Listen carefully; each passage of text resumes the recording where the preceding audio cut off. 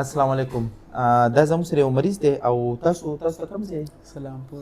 د دو مورکۍ ده او دو د سلامپور دی. د ډېر وخت نه د شوګر په حواله سره موږ ته راځي. شوګر خو یې ماشاءالله ډېر ښکلی کنټرول دی. خو نن به یو ډېر انټرسټینګ کوېسچن وکړو او د دې نه مخکې یو بل مریض هم نن دا دویم مریض شو. هغه تپوس ده ویره وي زما شوګر د څه شوګر دی؟ د هډوکو شوګر دی، د وینې شوګر دی.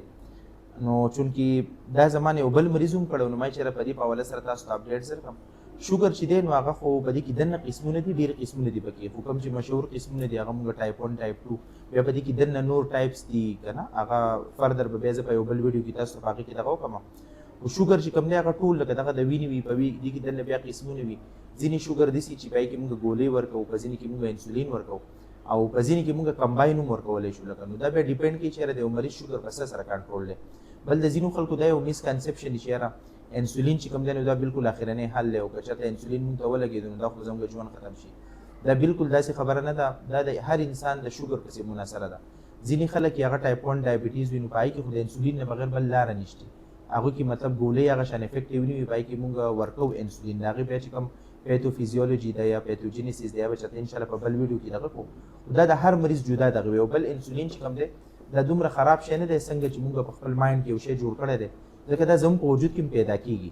نو دا یو داسې شی نه دی چې یاره موږ وایو چې یاره خدای مکړه چاته چېرته انسولین وویلی شو نو بس لکه دا د دو ژوند چېرته دغه شو. کنې زموږ سره ډېر داسې مریضان راځي د ډېر وخت نه په انسولین باندې وي او ماشاءالله ښه ښکلی هر څه برابر وي.